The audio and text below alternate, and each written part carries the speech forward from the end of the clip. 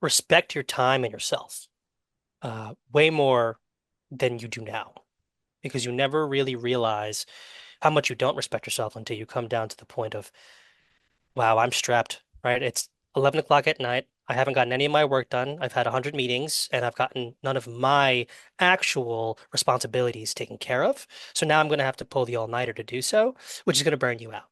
So if you don't respect your time and you don't respect yourself in the process, you will put yourself in a position where you're spreading yourself way too thin, and burnouts are interesting because it's like a sickness, but every time you get it, it gets worse, right? It's harder to get away from, it's harder to break out of. Well, once you burn out the first time, you can get back on the horse in a couple days and feel fine. The next time you burn out might be a week. Time after that might be a month. And then you never want to get to a point where you're so burnt out and you've burnt out so often that you have no drive to do anything at all for a long time.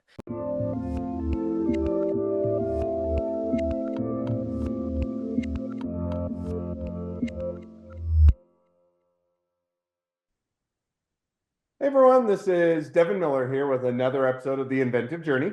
I'm your host, Devin Miller, the serial entrepreneur that's grown several startups into 7 and 8 figure businesses, as well as the founder and CEO of Miller IP Law, where we help startups and small businesses with their patents and trademarks. You ever need help with yours, just go to strategymeeting.com, grab some time with us to chat, and we're always here to help. Now, today we've got another great guest on the podcast, Jared Tang.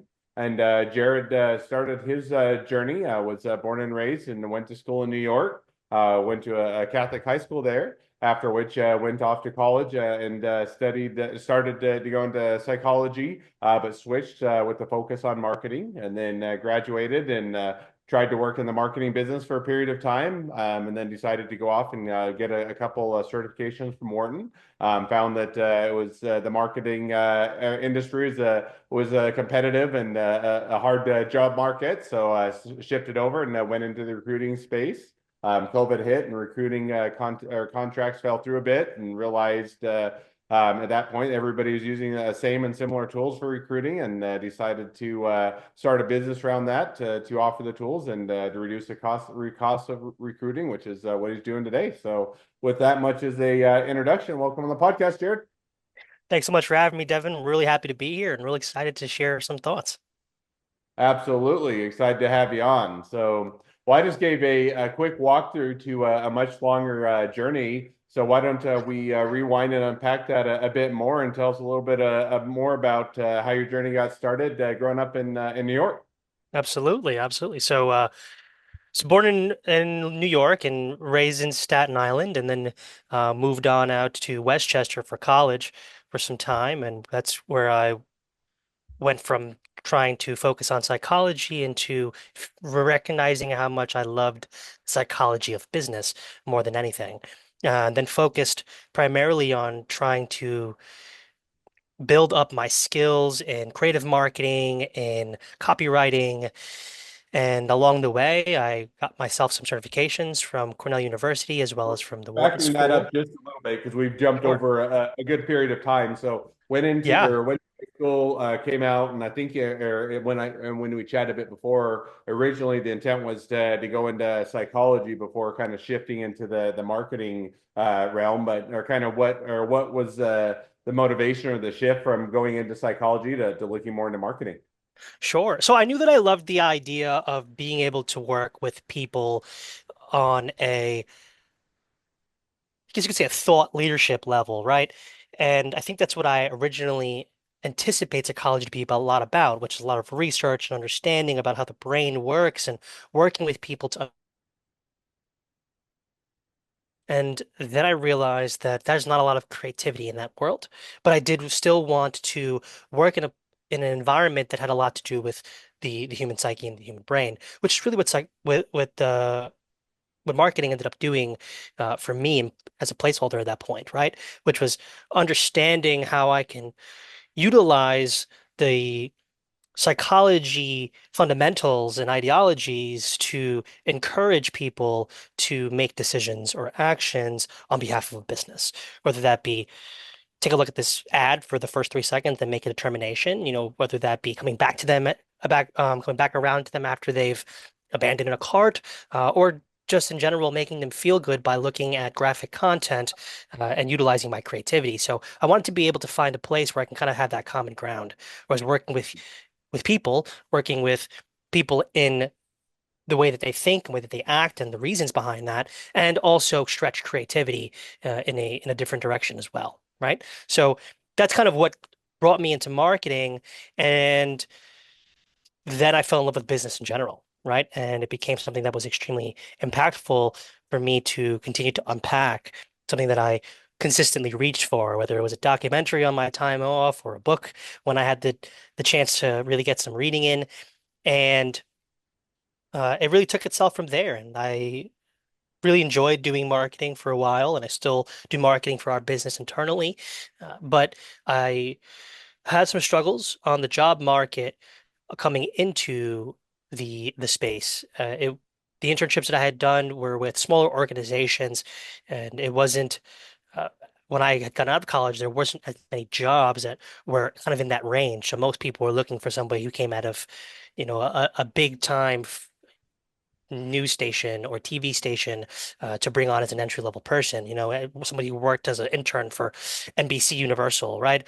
Or somebody who maybe worked for KPMG as a marketing assistant of sorts.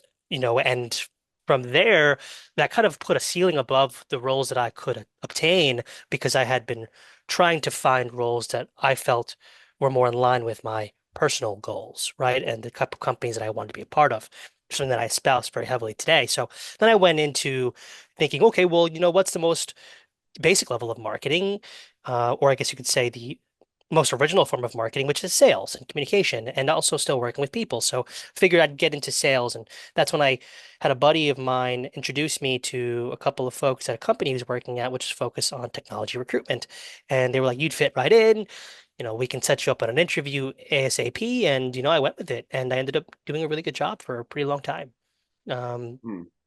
from there, when COVID hit, uh, Now, just I so you went in kind of. It sounds like kind of from the guidance of friends and that you decided, okay, kind of shift into more of, I think it was recruiting within the yes, technology side. Now, along the way, you also, I think you mentioned, maybe fill it in. You also went and got some certifications, and was that what to do with recruiting or business, or kind of how did that fit sure. into things?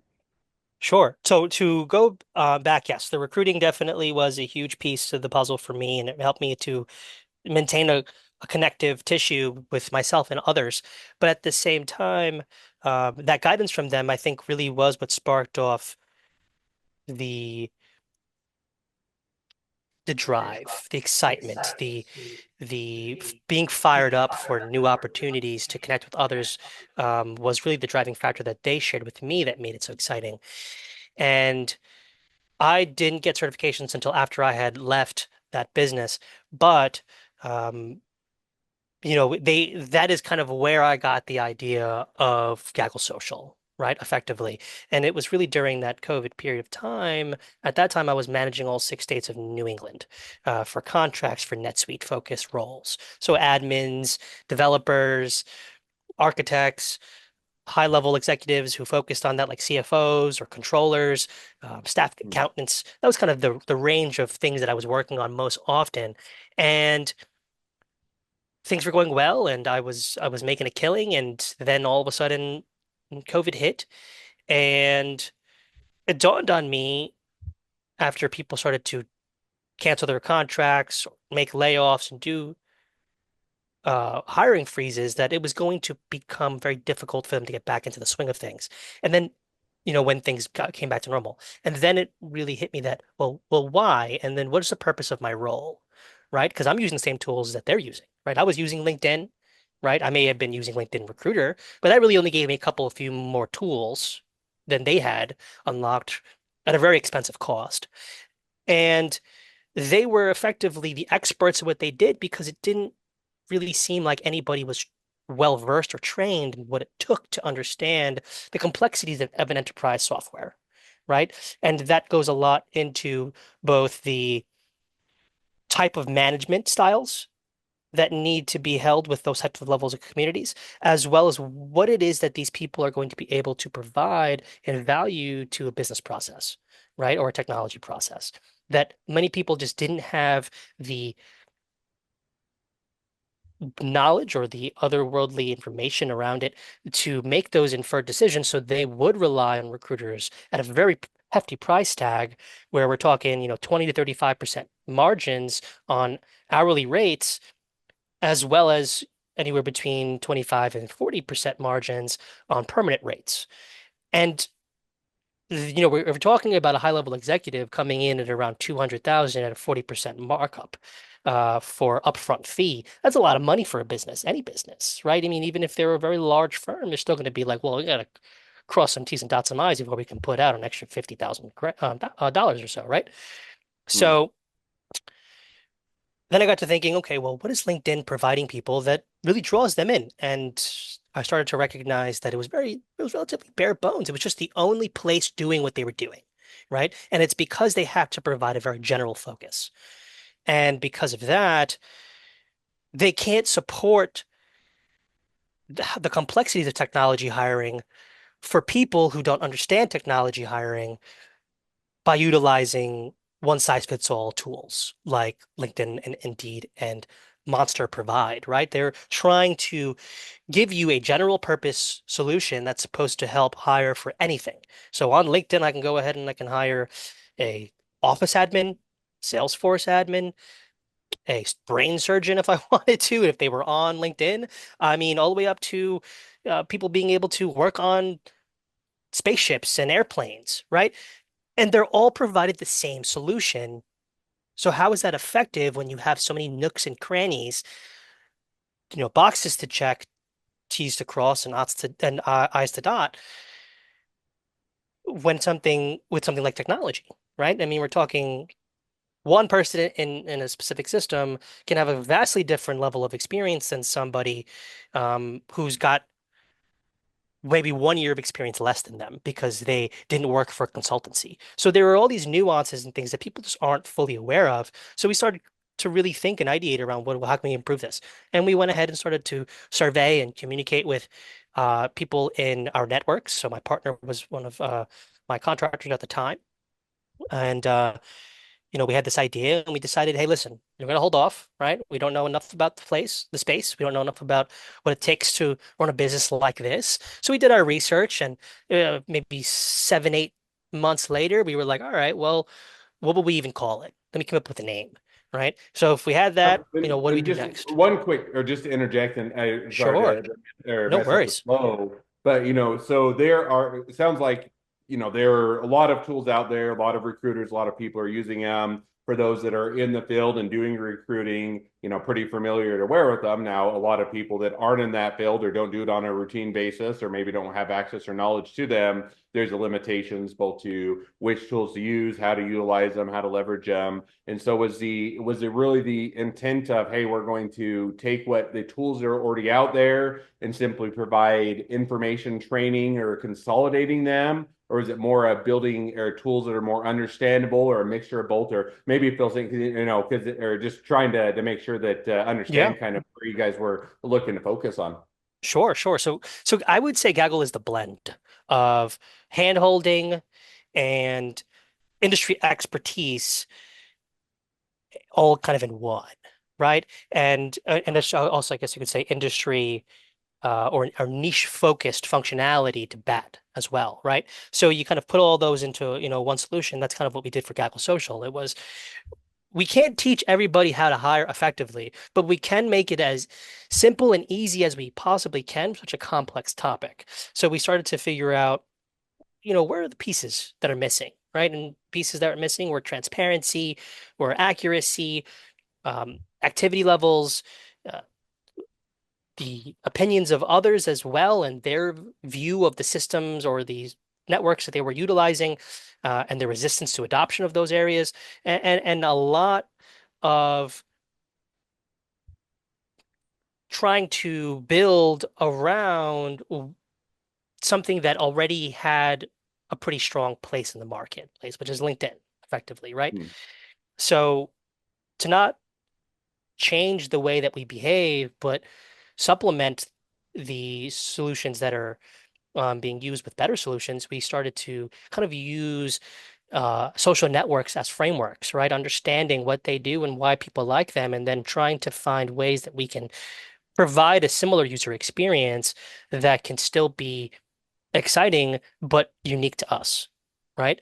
So that's effectively what we ended up doing with Gaggle Social when we started to ideate around what does this look like and how does it work. And it was originally poised as a place where you wouldn't need a recruiter. And we still feel that same way, but we are within the next few months investigating whether or not it's something that we can uh, provide as an additional market without becoming, a big, huge, you could say mess of utilization, right? Because that's pretty much the biggest problem that a lot of them also face when we were having those surveys.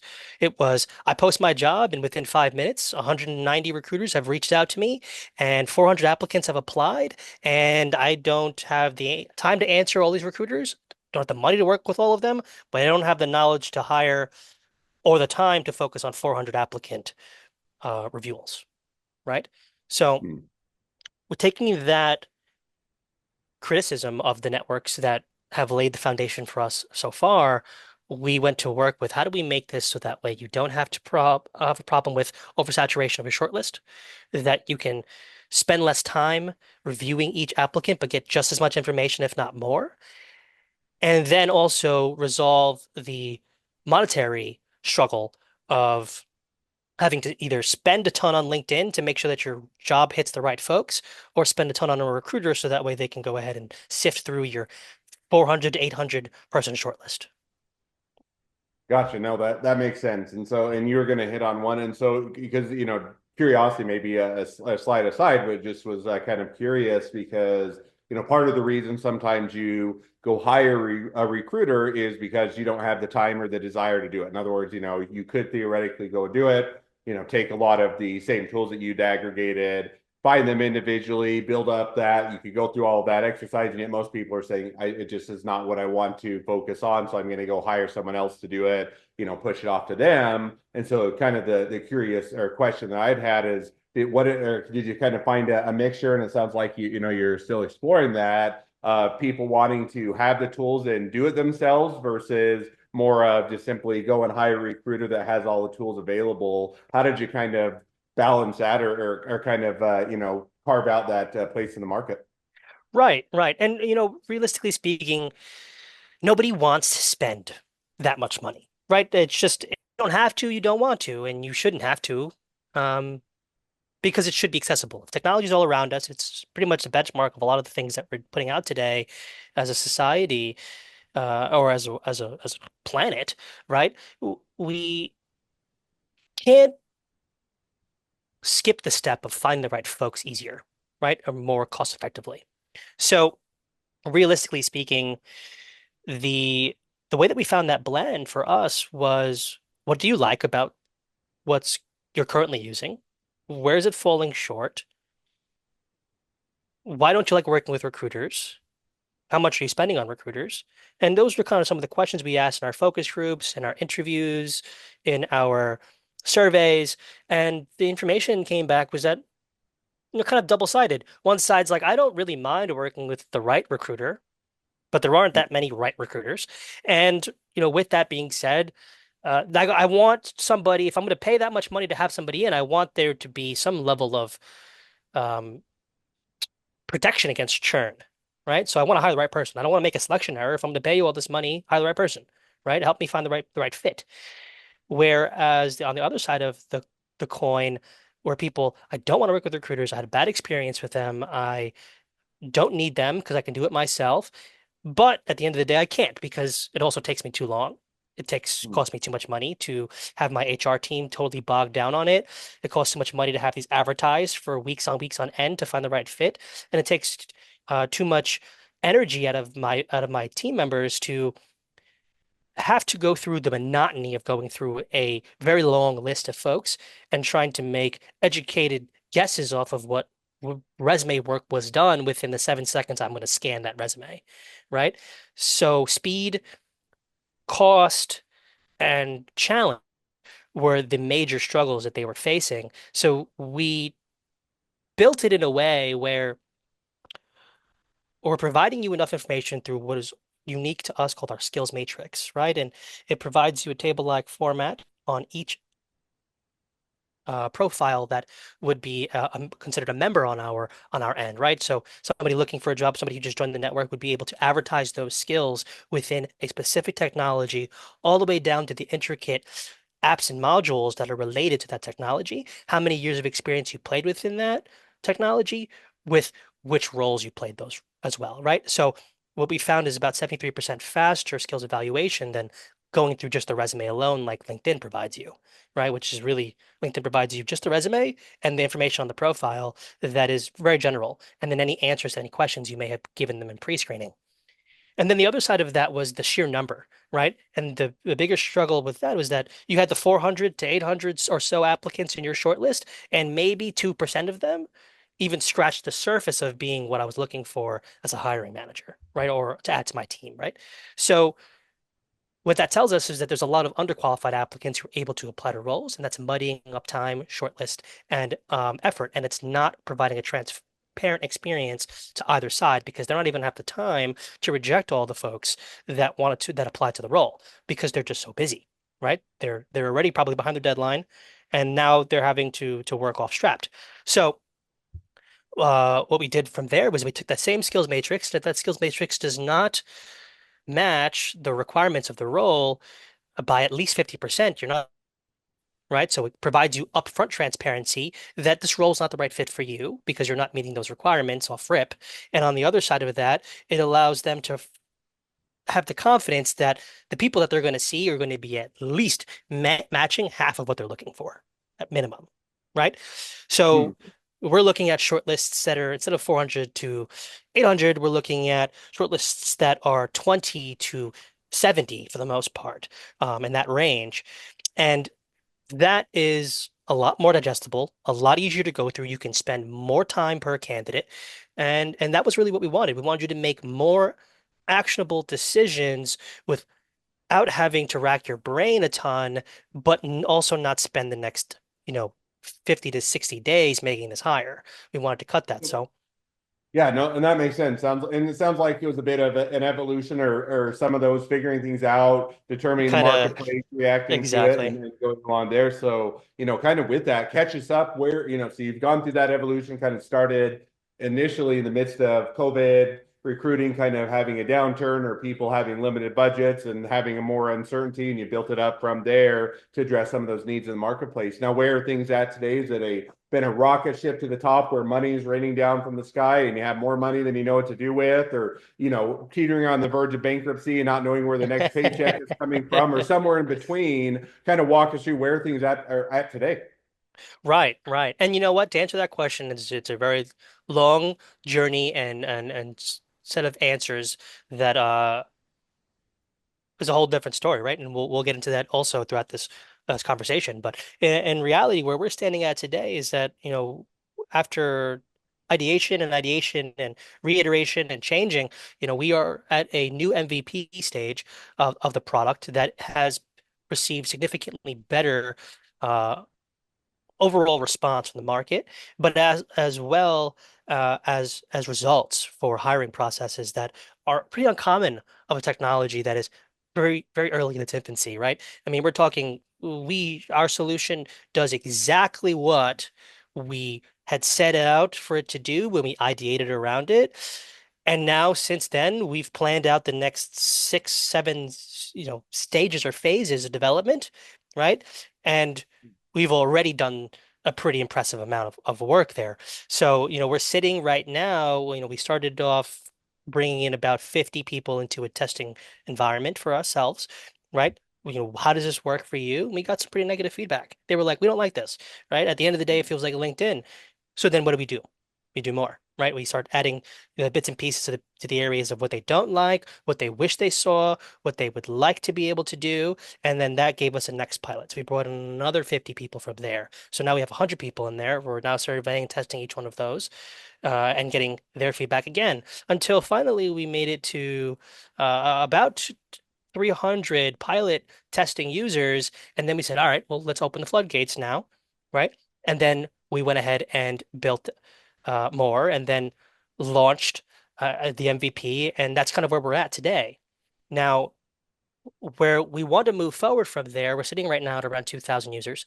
We want to move forward from there, but what we've actually found is that the folks who developed our solutions were having a hard time with their own internal team, right? And that caused a lot of churn, a lot of issue for on their end. And too many cooks in the kitchen on development is a horrible experience, and oftentimes the code won't match, and there will be problems. So what we found is that after all of their struggles, we struggled with them, and pretty much, and that put our app in a position that it wasn't foundationally sound enough to scale. So when we brought in somebody in-house, they told us they would cost and take more time to rebuild, to make heads or tails of what's already there and fix it than it would be to just rebuild. So we said, all right, let's cut our losses. Let's take a little bit of a step back and let's say what's better, right? Going to hitting market with a product that's strong, clean, scalable, has a good foundation, but getting there a little later than or having a product that doesn't really work how it's supposed to all the time and gives you a 70% confidence score and could use some improvement and will take some time to build on every time that we build, right? So iteration wise, will take us longer and more time to put out new features, new updates, fix bugs and make changes than it would if we were to rebuild it. So we said it's a no-brainer there. We're going to have to take the loss on time and go ahead and restart rebuilding from there. And luckily, we were in a position where the product wasn't as far along as we had already envisioned it to be at the time, where rebuilding and relaunching wasn't too bad. So we're in that process right now, and we're almost there. We're about weeks away from relaunching with the additional new features as well. Well, sounds like and it's an exciting place to be, and it'll be fun to see how the relaunch goes. And I'm sure it'll be an ongoing process, which every good business has, as you continue to evolve and to iterate and improve, and all the fun along the way. So definitely fun to hear the walkthrough of that process. So. Well, with that, we're already running towards the end of the episode. Feels like we barely scratched the surface, so we'll have to have you back onto one of our sister podcasts. But for today's episode, I always like to wrap up each episode with the same two questions, so we're going to jump to those now. So the first question I'd like to ask is, along your journey, what was the worst business decision you ever made, and what'd you learn from it? So I would say that the worst decision that I made was trading quality for cost when it came to product development. And that's kind of why we had to work with that offshore team that was having challenges with their hiring process. It was mainly because we could only afford that at the time. But had we waited, right? Had we worked with an onshore resource, we did the math and calculations, and it would have came out to around the same amount of money to work with that onshore resource, who would have probably got the product out faster, right? And scalable. And then from there, it just would have cost us more upfront. But if you treat people and not like price tags, right? You hindsight 2020, I could have effectively built a deal with them, right? And said, listen, this is what we want. This is what we want to do. Would you mind having a payment program with us, allowing us to pay as we go? Or, what can we do to make sure that you are our go-to partner for a long time? Um, and that decision ended up obviously costing us a pretty penny, right? But it also put us in a position that delayed us farther. So I'd look at product creation and the spending of product creation, especially like technology, to be almost like a tattoo, right? You get what you pay for. You don't want a bad tattoo, so you won't pay a cheap artist. You're gonna pay a good artist to give you a good tattoo. So you would obviously expect the same out of a good developer, right? So, yes, sometimes taking a bet on a team that's offshore can work really well for you. I've seen it happen in the past, but it comes with its own challenges. And if they're going through challenges as well, you're going to go through those same challenges with them. And it can impact bottom line. It can impact mental health, and it can impact when you hit market, which effectively can slow you down.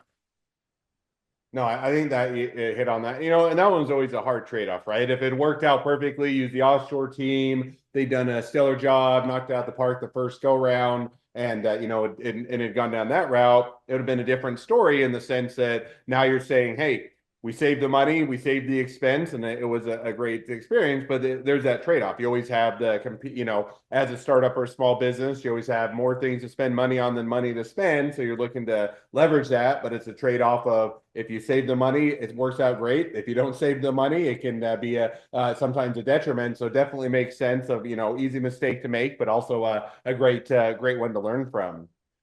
Second question now that I like to ask is, so now if you're talking with somebody that's just getting into a startup or a small business, what would be the one rule of thumb that you'd recommend? Respect your time and yourself way more than you do now, because you never really realize how much you don't respect yourself until you come down to the point of, wow, I'm strapped, right? It's 11 o'clock at night. I haven't gotten any of my work done. I've had 100 meetings and I've gotten none of my actual responsibilities taken care of. So now I'm going to have to pull the all-nighter to do so, which is going to burn you out. So if you don't respect your time and you don't respect yourself in the process, you will put yourself in a position where you're spreading yourself way too thin, and burnouts are interesting because it's like a sickness, but every time you get it, it gets worse, right? It's harder to get away from, it's harder to break out of.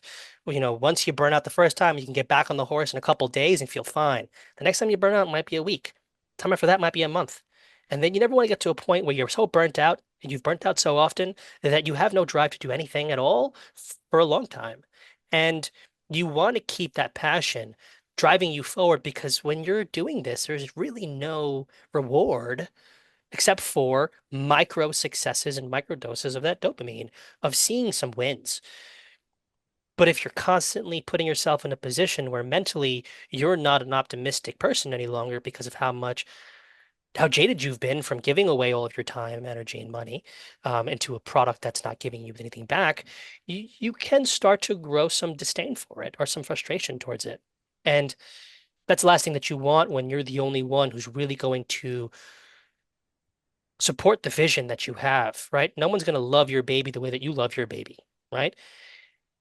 It becomes a bit of an issue, and the trade-off there is a struggle for time, energy, and money even more after you've spent it all up, right?